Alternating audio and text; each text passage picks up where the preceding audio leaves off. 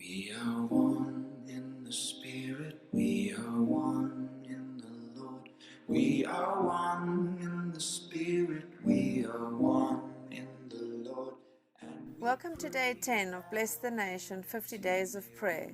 As we continue to focus our prayer on government and the judicial system, we are honored that Rev Kenneth Meshoe, pastor of Hope of Glory Tabernacle and longstanding politician, has shared a powerful devotional with us, where he uses the example of Elijah to teach us that we need to take on idolatry, and then by perseverance in prayer, we will see God's answer.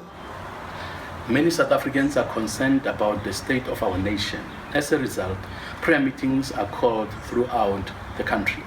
On the 22nd of April this year, Angus Buchan managed to speak to 1 million Christians who met in Bloemfontein to pray for South Africa. Now, there are a number of people in the scriptures who stood forth when their nations were challenged. And I want us to see what Elijah did when Israel was experiencing drought and the nation was in trouble.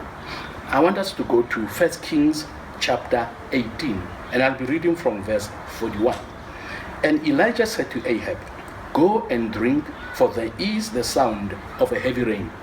So Ahab went off to eat and drink, but Elijah climbed to the top of Carmel, bent down to the ground, and put his face between his knees. "Go and look toward the sea," he told his servant. And he went up and looked. "There is nothing there," he said. 7 times Elijah said, "Go back." The 7th time, the servant reported, "A cloud as small as a man's hand is rising from the sea." So Elijah said, "Go and tell Ahab, hitch up your chariot and go down before the rain stops you." Meanwhile, the sky grew black with clouds, the wind rose, a heavy rain came on, and Ahab rode off to Jezreel. Now, before this heavy rain, we see Elijah challenging the problem in the nation. What was the problem? It was idolatry. Many people do not realize that politicians are involved in some kind of witchcraft or idolatry because they know that they need some powers to get them to do the job. If it is not the power of God, the resurrected Christ, it will be the power of the evil one or the powers of darkness. So what did Elijah do? He firstly challenged idolatry. The nation had to move away from idolatry. And after challenging idolatry, the man of God went to prayer. When he was on the mountain of Carmel, what did he do?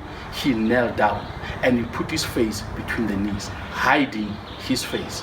And then he was also showing that we need to come with humility before God. So that was the second important thing he did. But then when he was on his knees and expecting God to answer his prayer, he asked his servant, "Go and look towards the sea." What did the servant say? The servant said, "I see nothing." And Elijah said to him, "Go back 7 times. And on the 7th time, Elijah said, "It's happening. It's happening."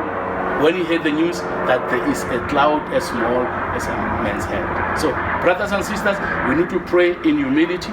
We need to confront idolatry that politicians are leading the nation into, and we need to pray expecting God to do a miracle. And if we are getting the news, nothing's happening, we must persevere until it rains. There is a sound of an abundance of rain that is on the way. Let's keep on praying, persevering when we hear the bad news until showers of blessing come to South Africa. Daily Prayer Guide.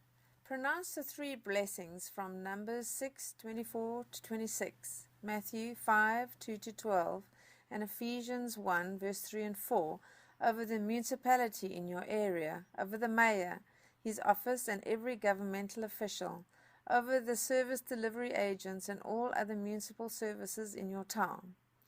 Prayer walk or drive, your municipality.